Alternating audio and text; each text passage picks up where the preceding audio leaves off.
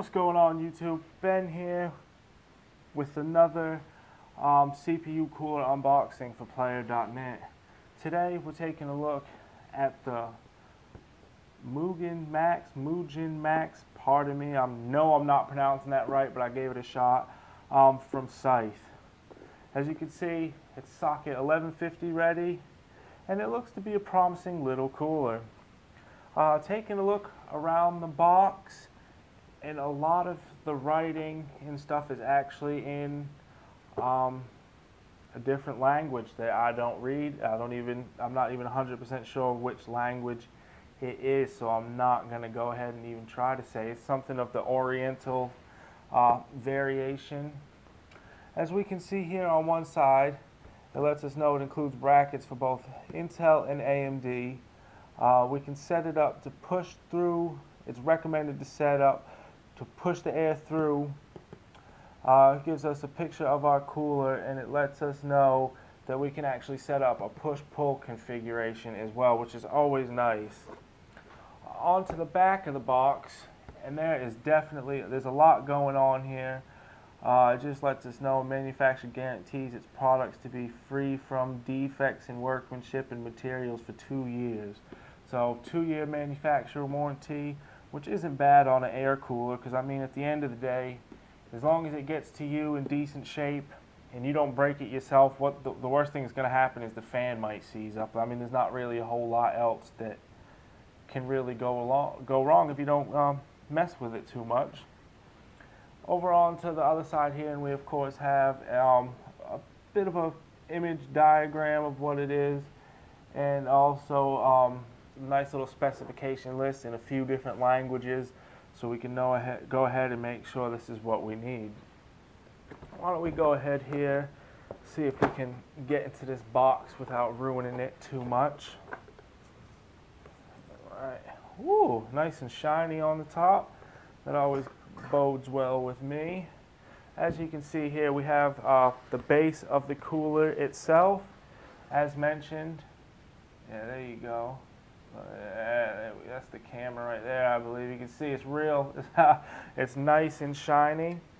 It has 6 heat pipes on it. Oh, if I get my fingers out the way, there are 6 heat pipes there that pass all the way through up to the top of the cooler. It definitely has some nice aluminum fins here. Not quite sure how many, but there's definitely, I don't know, say 40, 50 or so, about standard. Onto the bottom, we of course have a nice shiny base plate, which I'll leave the cover on now as to not damage it or anymore. But yeah, if you are installing this, always make sure to remove these. You'd be surprised at the stories I have heard where people have forgot to leave. They have actually left them on there and wonder why their computer's overheating down the road. But that's it for, the cooler itself. We're going to take a look at the stuff for the rest of the box. Very nice design. It's simplistic, but it should perform well, which at the end of the day is what's important. Now also we have one of their Scythe fans here, or Scythe probably, depends on what country you're from, how you pronounce it.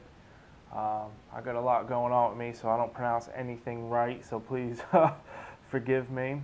It's nice, it's all black, has their nice little Scythe logos right in the middle.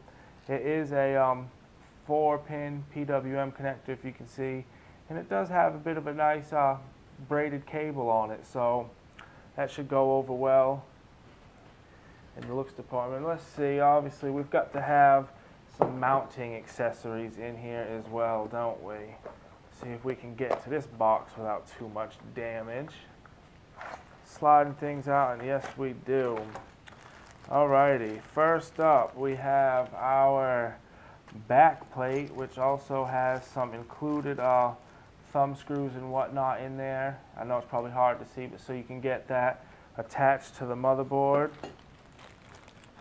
Yeah, then I'm guessing I see what looks to be like a little bit of thermal paste in there, and I would guess that this is some sort of bracket that may go on top of the base plate through the cooler, so you can go ahead and attach it down to the brackets.